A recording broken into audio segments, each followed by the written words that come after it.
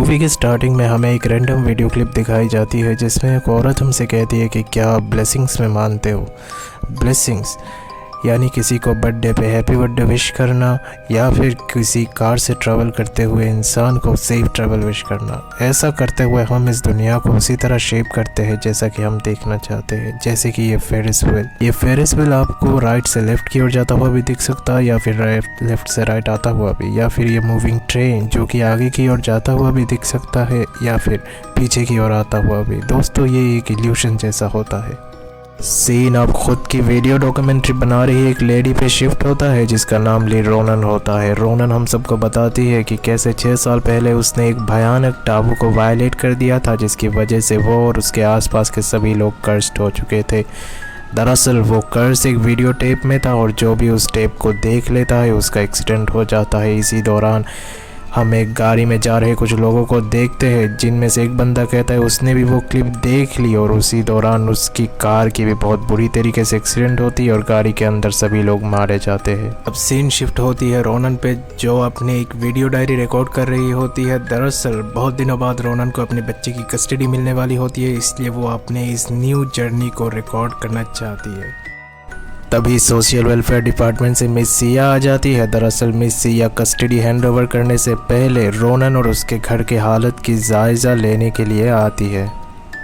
Miss Siya Ronan को warn करती है कि उसके इवोल्यूशन पीरियड ठीक से पार ना करने पर सोशल वेलफेयर डिपार्टमेंट रोनन को उसके बच्चे की कस्टडी नहीं देगी। नेक्स्ट सीन में रोनन अपनी बेटी डोडो और उसके फॉस्टर फादर मिंग से जाके मिलती है। मिंग उससे बताता है कि वो डोडो को बहुत प्यार करता है क्योंकि डोडो उसे डैडी कह के बुलाती है। सीन 6 साल पहले शिफ्ट होती है और हम रोनन को एक साइकेट्रिस्ट विजिट में देख पाते हैं। साइकेट्रिस्ट उसको बताती है कि तुम पे कोई कर्ज नहीं है बल्कि तुम इसलिए परेशान हो क्योंकि तुमने अपने आप को उस इवेंट के लिए आज तक माफ़ नहीं किया।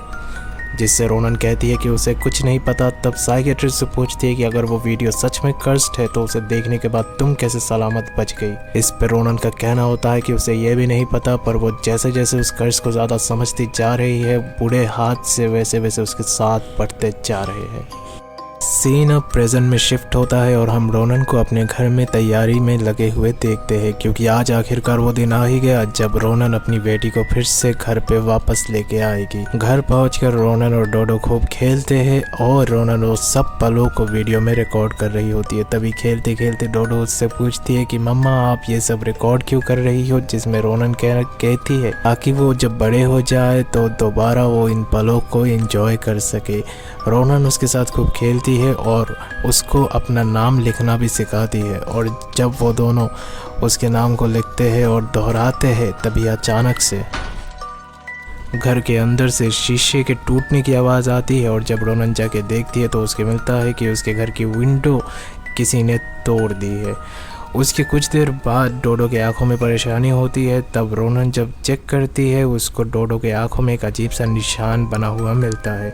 अब जब डोडो सो चुकी होती है तब रोनन अपने और डोडो के पहले दिन के बारे में वीडियो रिकॉर्ड कर रही होती है। तभी उसके घर की सारी लाइट चली जाती है। मीनवाइल रोनन के घर पे अजीबोगरीब हरकतें शुरू हो जाती है जैसे कि किचन से आवाज़ आना, फ्रिज का खुला मिलना, स्टेयरकेस की लाइट का अपने आप जलना बुझना और तो और उसके लिफ्ट से चीखने चिल्लाने की आवाज़ आना।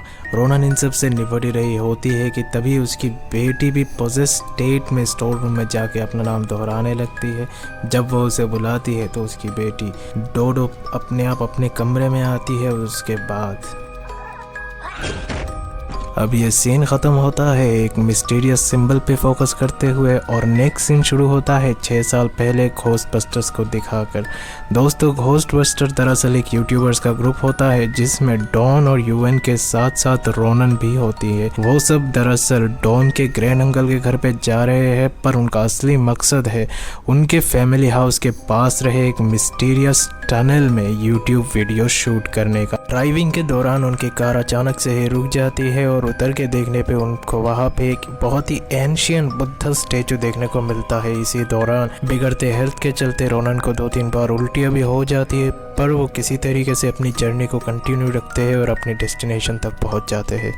वहाँ पहुँच के डॉम के ग्रैंड अंकल खुद उनका वेलकम करते हैं और मीनवाइल हम एक क्रीपी और लेडी को कार के शीशे से रोनन की ओर घूरते हुए देख पाते हैं। तभी ग्रैंड अंकल की नज़र भी रोनन पे पड़ जाती है और वो टॉम से पूछते हैं कि क्या तुम्हें पता नहीं हमारे फैमिली के प्राइवेट रिचुअल में बाहर का कोई अलाउड नहीं, जिसमें यूएन उनको जवाब देता है कि रोनन कोई बाहर की नहीं बल्कि खुद टॉम की गर्लफ्रेंड होती है। फिर वो ओल्ड लेडी अंकल के कान में कुछ खुसफुसाती है और अंकल उनको हैप्पीली एंट्री दे देते हैं। अब सीन शिफ्ट होता है प्रेजेंट में, जहां हम रोनन को देख सकते हैं एक मेकअप रूम में। अचानक से उस रूम में बहुत सारे बग्स आ जाते हैं और वह पूरी तरह से पैनिक मच जाता है। तभी रोनन को डोडो के स्कूल से फ़ोन आता है, क्योंकि अपने वायलेंट बिहेवियर के चलते डोडो ने अपने साथी बच्चे को काट लिया होता है।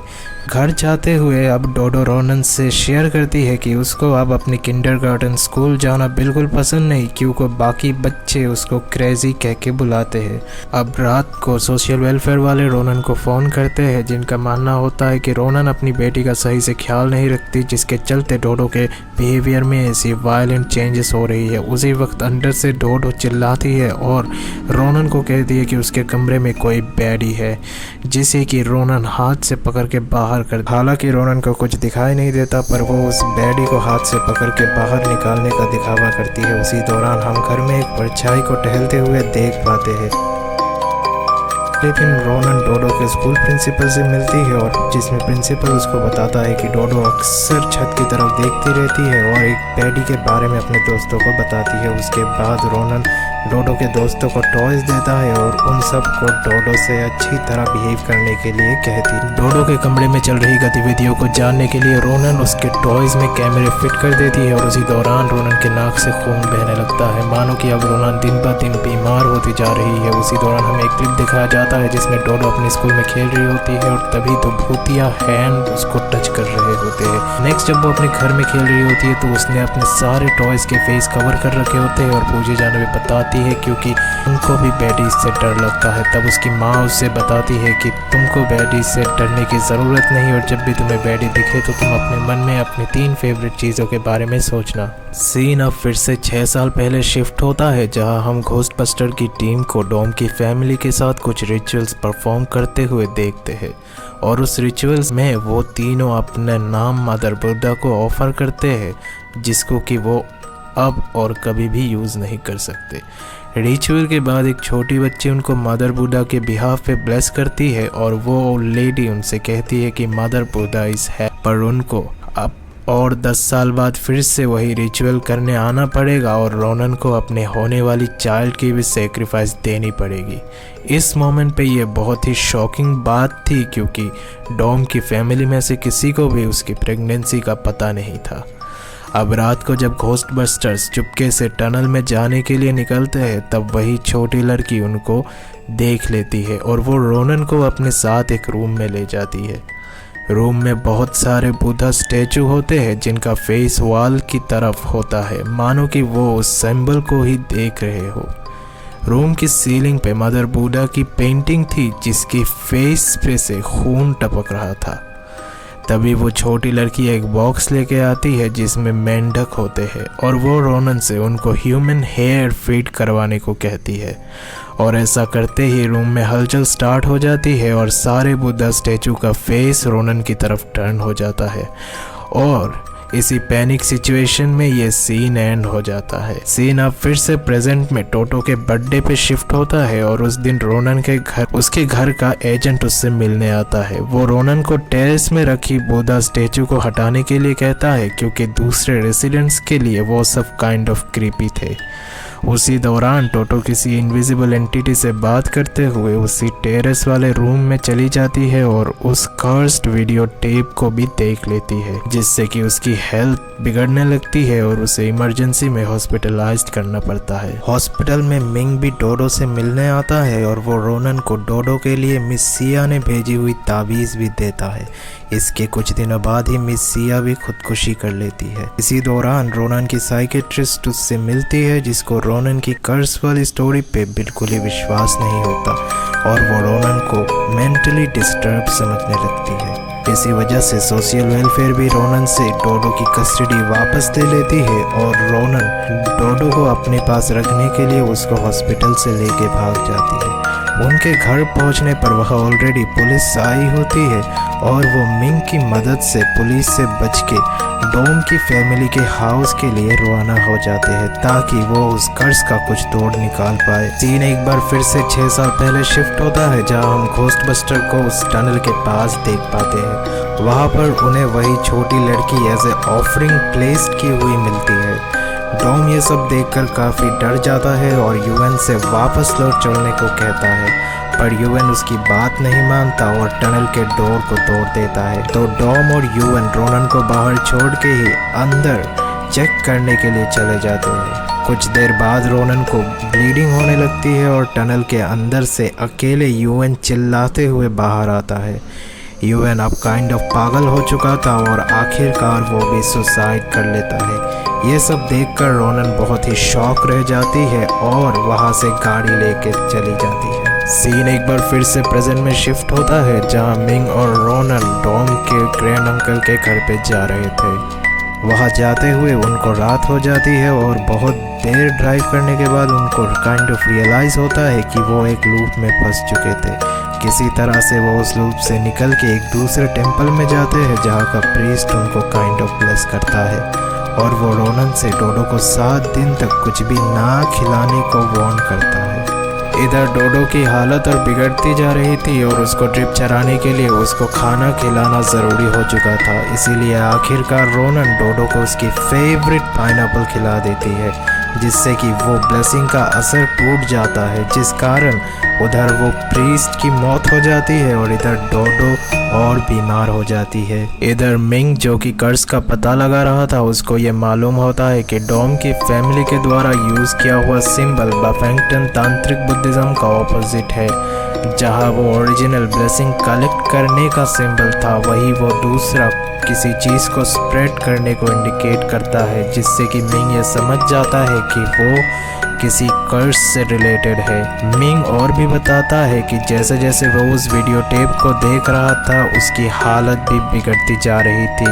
एंड लास्ट वीडियो रिकॉर्ड करते दौरान मिंग अपने रूम में किसी एक इनविजिबल एंटिटी को महसूस करता है और वो एंटिटी आखिरकार उसकी भी बहुत ही बेरहमी से जान ले लेती है। मूवी अब जहाँ से शुरू हुई थी वही पहुँच जाती है और हम रोनन को अपना एक वीडियो शूट करते हुए देखते हैं। रोनन बताती है कि कैसे 6 साल पहले इसी कर्ज के चलते रोनन को डोडो को एक फोस्टर होम में छोड़ के आना पड़ा था। फिर रोनन वीडियो में अपने ऑडियंस से रिक्वेस्ट करती है कि वो सब भी उसके साथ साथ एक इनकंटेशन को दोहराए। इसके पीछे का लॉजिक ये होता है कि जितने ज़्यादा लोग मिलकर इस इनकंटेशन को दोहराएंगे उतना ही उसकी पावर बढ़ेगी और उसकी बेटी प्रोटेक्टेड रहेगी। फिर नेक्स्ट सीन में हम रोनन को अपनी पूरी बॉडी पे वही इनकंटेशन को लिखते हुए देखते हैं और वो फिर से डॉम के फैमिली हाउस में उसी टनल के पास चले जाते हैं। टनल में पहुंच के रोनन मदर बुद्धा की स्टैचू के पास बैठ के वही इनकंटेशन को दोहराने लगती है और इस